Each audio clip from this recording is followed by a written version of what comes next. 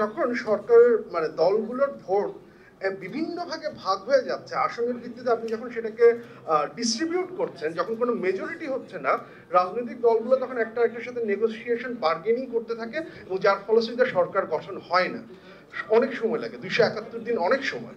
বেলজিয়ামে 2010 সালে নির্বাচনের পরে 541 দিন সময় লেগেছে হচ্ছে সরকার গঠন করার জন্য।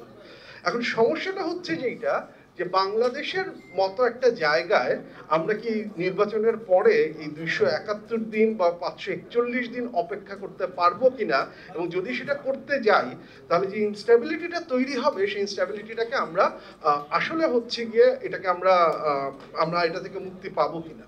এখানে আরেকটা জিনিস গুরুত্বপূর্ণ, যে আমরা যে উন্নত দেশগুলোর যেটা দেখলাম সে জায়গায় সময় অনেক লাগলেও অনেক সময় হচ্ছে গিয়ে গভর্নমেন্টের কলাপসটা ওরকম হয় না। না হওয়ার একটা কারণ হচ্ছে, দেখুন গণতন্ত্র একটা প্র্যাকটিসের ব্যাপার, যে আপনার ইনস্টিটিউশনগুলো যদি হচ্ছে স্ট্রেংথেন হয়, আপনার যদি রাজনৈতিক দলগুলোর মধ্যে নেগোসিয়েশন কিভাবে করা হবে, বার্গেন কি হবে, তার একটা ফর্মাল বা ইনফর্মাল ইনস্টিটিউশনাল স্ট্রাকচার যদি থাকে, তাহলে হচ্ছে গিয়ে সরকারগুলোর টিকে থাকার সম্ভাবনা বেড়ে যায়।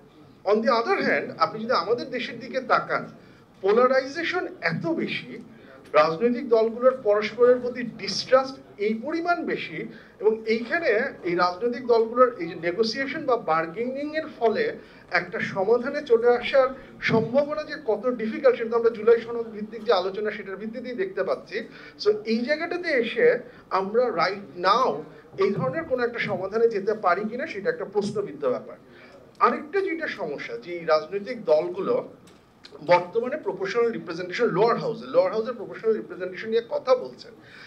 দেখুন, আমার কাছে যেটা রাষ্ট্রবিজ্ঞানের ছাত্রী আমার কাছে যেটা খুব অবাক লাগে, যে সেটা হচ্ছে প্রপোর্শনাল রিপ্রেজেন্টেশনটা আসলে কিরকম হবে সেটার খুব ক্লিয়ার কোনো আইডিয়া আমরা পাইনি। আমরা পার্টি লিস্ট পিয়ারের কথা শুনেছি, সো ওনারা বলেছেন যে 300 আসনে ওনারা হচ্ছে গিয়ে ইসে দিবেন, এবং এর ফলে কিন্তু এই ইনস্টেবিলিটিটা বাড়বে।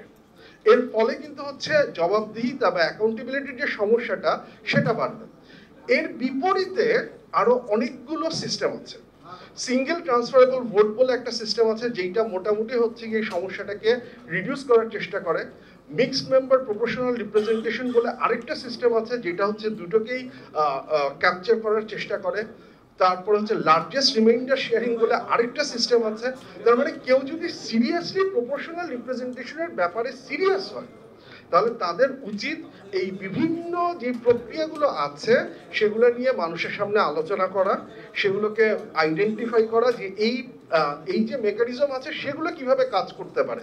এবং কেউ যদি সেই আলাপ আলোচনাগুলো না করে, এবং কোনটা হচ্ছে বেশি উপযোগী কোনটা উপযোগী না, এই ধরনের কোনো প্রশ্ন যদি হচ্ছে গিয়ে না তোলেন, তাহলে কিন্তু একটা সন্দেহ থেকে যায় যে যেটাকে ওনারা পুশ করার চেষ্টা করছেন সেটার যে ট্রেড অফটা আছে, সেটার যে কস্টটা আমাদের বিয়ার করতে হবে, সেই কস্টটা নিয়ে আসলে তারা কতখানি হচ্ছে গিয়ে তারা এই কষ্ট সম্বন্ধে জানেন, এবং জানার পরেও এটাকে পুশ করছেন কিনা। এই প্রশ্নটা অ্যাজ এন একাডেমিক আমার কাছে খুব গুরুত্বপূর্ণ একটা প্রশ্ন, এবং এই প্রশ্নটার কোনো উত্তর আমি এখন পর্যন্ত পাইনি যারা লোয়ার হাউসের পিয়ারের কথা বলেন।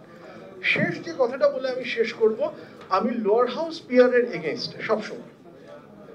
আপার হাউসে যে প্রপোর্শনাল রিপ্রেজেন্টেশন আছে আমি সেটাকে সমর্থন করি। সেটাকে সমর্থন করার কারণটা হচ্ছে আমার চেকস অ্যান্ড ব্যালেন্সের জায়গা থেকে। আমরা বাংলাদেশে ফার্স্ট পাস দ্য পোস্টের সিস্টেমে যে ভোটের যে প্যাটার্নটা দেখেছি, সেটা অনেক সময়ই হচ্ছে নির্বাহী বিভাগের হাতে অত্যাধিক ক্ষমতা দিয়ে দেয়, একটা রাজনৈতিক দলের হাতে অত্যাধিক ক্ষমতা দিয়ে দেয়, একজন রাজনৈতিক ব্যক্তির হাতে অনেক ক্ষমতা দিয়ে দেয়। সেইটার একটা সার্টেন চেক দরকার। আমরা বিভিন্ন সময় নাগরিক কোয়ালিশন থেকে দেখিয়েছি যে উচ্চকক্ষে proportional representation with limited responsibility, কারণ আমরা এইটা নিয়ে খুব সবসময় কনসার্ন ছিলাম যে গভর্নমেন্ট যেন ইনস্টেবল না হয়।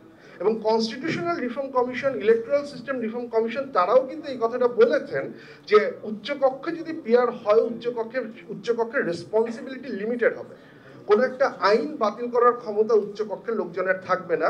যদি দ্বিমত থাকে, লোয়ার হাউসে যারা আছেন তাদের মতামতই হচ্ছে গিয়ে সিদ্ধান্ত হবে। নো কনফিডেন্সের ক্ষেত্রে আপার চেম্বারের কোনো ভূমিকা থাকবে না।